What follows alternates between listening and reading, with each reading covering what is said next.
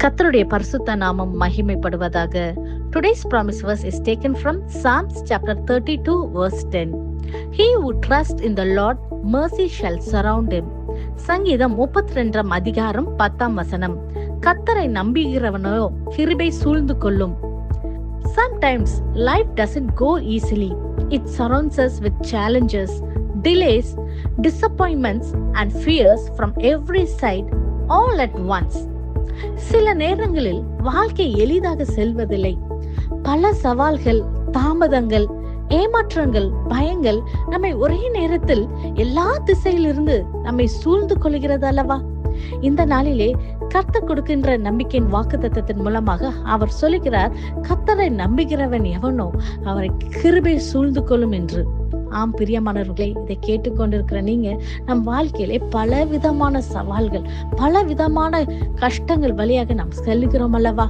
அநேக நேரங்களிலே நம் கர்த்தர் மேல் அதிக நம்பிக்கை வைத்து நம் விசுவாசத்துடன் காத்து கொண்டிருக்கிறோம்.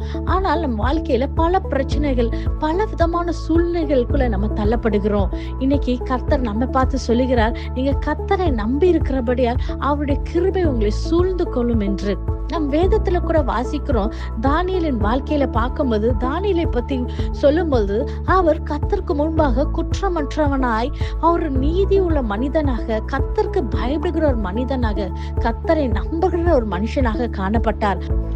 அப்படிப்பட்ட தானியேலின் வாழ்க்கையில கூட ஒரு பெரிய சவாலாக ஒரு காரியம் காத்திருந்தது. ராஜாவின் முத்திரையின்படி, கட்டளையின்படி அவரை சிங்க கெபிலே அவரை அடைத்தார்கள். ஆனால் கர்த்தர் தானியேலை பார்த்து தேவ தூதனவே அனுப்பினார் என்று நம்ம பார்க்கிறோம். அந்த தேவ தூதன் அந்த சிங்கத்தின் வாய்களை கட்டி போட்டார் என்று தானியேல் 6 அதிகாரம் 22 வசனம் சொல்லுகிறது.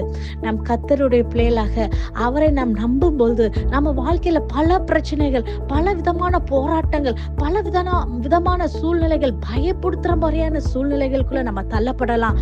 ஆனால் தானியேலின் தேவன் நம் தேவனாக இருக்கிறார். பிரியமானவரே, நாம் கர்த்தரை நம்பும் பொழுது நிச்சயமாகவே அவர் நம்மை காப்பாற்ற, அவர் நம்மை விடுவிக்கிற தேவனாக, அவர் நம்மை பொல்லாப்பிலிருந்து பாதுகாக்கிற தேவனாக அவரே இறங்கி வருவார். அவர் நமக்காக தம்முடைய தேவ தூதர்களை அனுப்பி நம்மளுடைய எல்லா பிரச்சனைகளிலிருந்து விலக்கி பாதுகாக்கிற தேவனாக இருக்கிறார். இன்னைக்கு உங்களுடைய பிரச்சனைகளை, உங்களுடைய சவால்களை, மலை போல இருக்கிற காரியத்தை குறித்து பயந்து கொண்டு இருக்கிறீங்களா? நீங்கள் கர்த்தரை விசுவாசிக்கிறபடியால் நீங்கள் தைரியமா இந்த வாக்குத்தத்தத்தை நீங்கள் விசுவாசத்தோட சொல்லி ஜெபிங்க. நிச்சயமாகவே தானியேலின் தேவன் இன்னைக்கு உங்களை விடுதலை செய்கிறதை நீங்க பாப்பீங்க. Today the same God who saved Daniel from the lion's den is with you. You may be surrounded by troubles, but today God's mercy is surrounding you. As you trust the Lord, His loving kindness is rising around you like a shield. You are covered and you will overcome all the troubles. இதை விசுவாசிக்கிறீங்களா? நம் கண்களை மூடி ஜெபிப்போமா?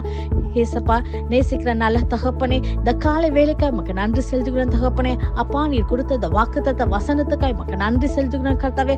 ஆண்டவரே, இந்த வாக்குத்தத்த வசனத்தை கேட்டு ஜெபிக்கிற ஒவ்வொரு பிள்ளைகளையும் கர்த்தாவே, அப்பா உம்மை நம்பி இருக்கிறபடியாப்பா ஆண்டவரே, உடைய கிருபையினாலே பிள்ளைகளை சூழ்ந்து கொள்ளுங்கப்பா.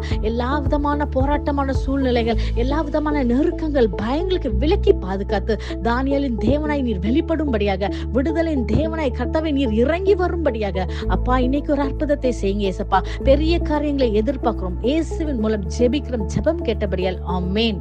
God bless you.